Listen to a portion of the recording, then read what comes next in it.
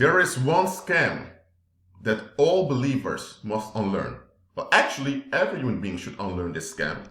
But it's a scam that many just don't see for what it is, because it's a quite dangerous one. And that's the scam. You should never criticize your parents for how they raise you, because this is seen as being unthankful, being ungrateful, and being dishonorable. Now listen to what I'm saying here. What are your parents? Human beings. A male and a female who had sex with one another, and as a result there was a pregnancy and you came out of it. That's it. Does it mean that automatically they deserve to have a grip on you? Or that they are entitled to have power over you? No, absolutely not. So, examine how your parents affected you. Not only your parents, because it's the whole environment that you grew up in that shaped you. But your parents were the main actors with the options to determine how you would be shaped. So, do not automatically assume that you ought to be thankful for everything your parents did for you. Because truth being told, often what we are grateful for are things that should have been there no matter what.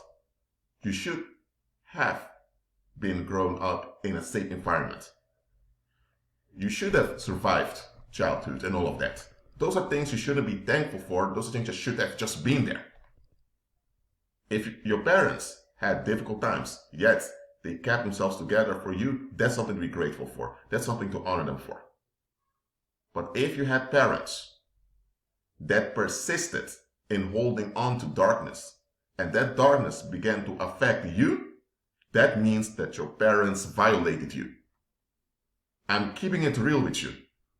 If you have parents that were in the negative and the community enabled them in that negativity, they harmed you by exposing you to this negativity that they did not want to let go. Whether it was unforgiveness, whether it was an addiction, or whether it was some conditioning that they were raised into, whatever it was, if they persisted in it and it was obvious that they had to let it go, that means that they not only endangered themselves, but they also endangered you. Am I telling you to be angry with your parents and operate in unforgiveness? No. I'm just telling you to be real about your parents. Nobody tells you to change the past. You can't. Especially not your childhood, because it's not something you chose for. What I'm telling you is to process how your parents raise you and to be realistic about how they raise you, so that you won't carry their crimes with you. Yes, I've said crimes because not letting go of darkness is a crime. Now, I'm not saying your parents are automatically evil people, but they've done stuff that they shouldn't have done. Some of them made mistakes because they lacked knowledge, not because they were bad people. Nevertheless, they did things that they shouldn't have done. And a lot of them kept believing in things they should have let go of. Yes, you forgive your parents. Yes, you walk by faith. Yes, you walk in love towards everyone, but you only honor those that are honorable.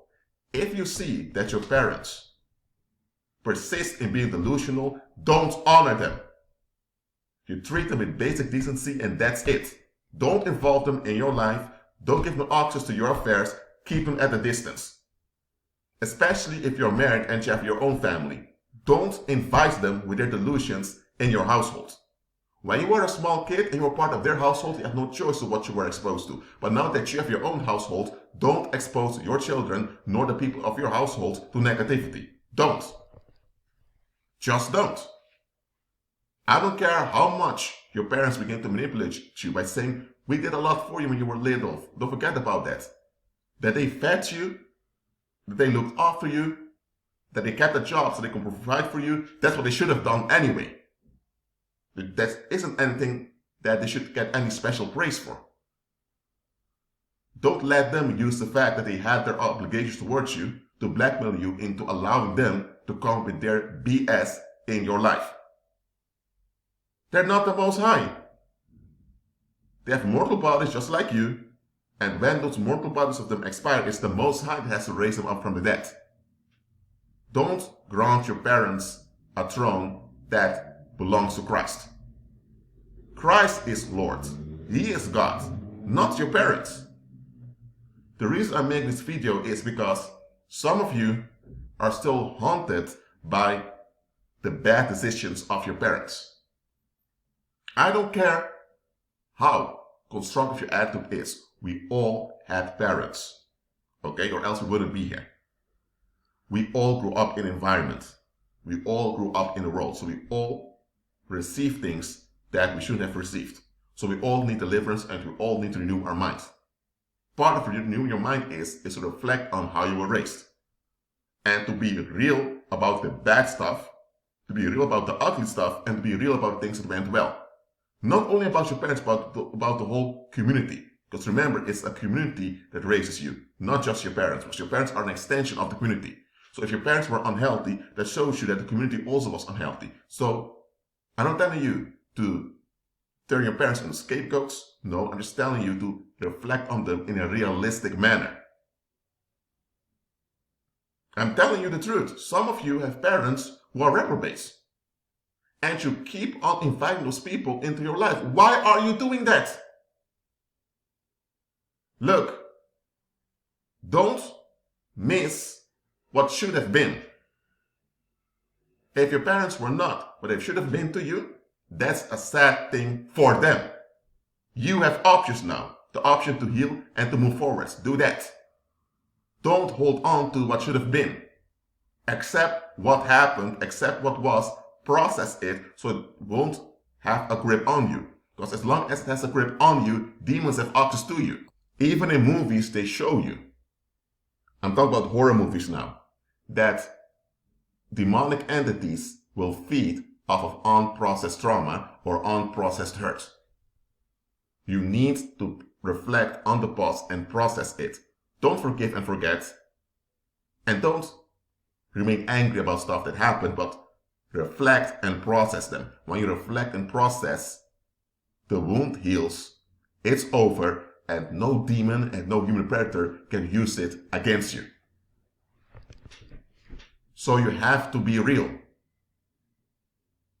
And if you have parents that were truly bad people, narcissists without any apology, they were unapologetically negative, if that's what your parents were, then that's what they decided to become. That's sad and pathetic on their part, not yours. So don't carry their shame for something you didn't do.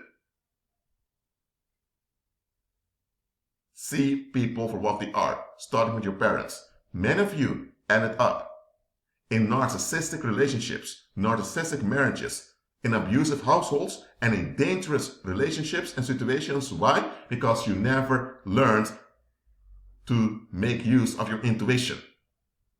The first people you use your intuition on are your own parents as a child and the people around you. The fact that you were not allowed to use your intuition, that was child abuse in itself, whether your parents were aware of it or not.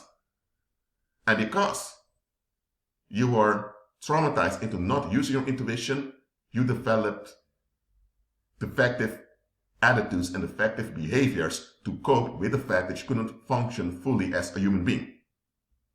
Now that you're older, now that you have options, rejoice that you have options, reflect and process, and now use your intuition.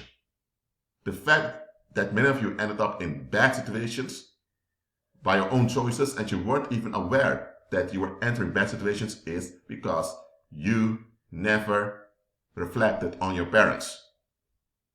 I'm not saying that if you reflect on your parents, you could never be tricked into a bad situation. But most people that end up in bad situations, you can trace it back to their childhood. They were not allowed to reflect on their parents in a realistic way. They were never allowed to express displeasure at the defectiveness of their parents. They were told to always be uplifting towards your parents. Of course, you should teach children to be constructive and to not dump negativity. Of course, that's a good thing to do, but come on. to tell someone that there are two people on the earth that they're never allowed to question no matter what, that's unhealthy. And this pattern of never questioning, they will continue this pattern in their unconscious when they're adults. And the sad thing is, there are adults who don't want to face this about themselves, that they have defective ways of thinking. Such adults, I'm urging you, leave them alone. I'm not telling you to leave them alone as if you're stalking and bothering them. I'm just telling you, don't involve yourself with them. They're old enough to realize that they have options and to take good use of the opportunity to heal and to be delivered. If they don't, then they become part of the problem. They become a participant of their parents' iniquities. And by doing that, they're now advocating the violence by transferring the generational curse to the next generation. I'm urging you, reflect on the people you are involved with. See them for what they are, not what you want them to be. And don't miss what should be, see what is. See what is, don't hold on to what should be or what should have been. So that's it for now. Keep agreeing with Christ and be at peace.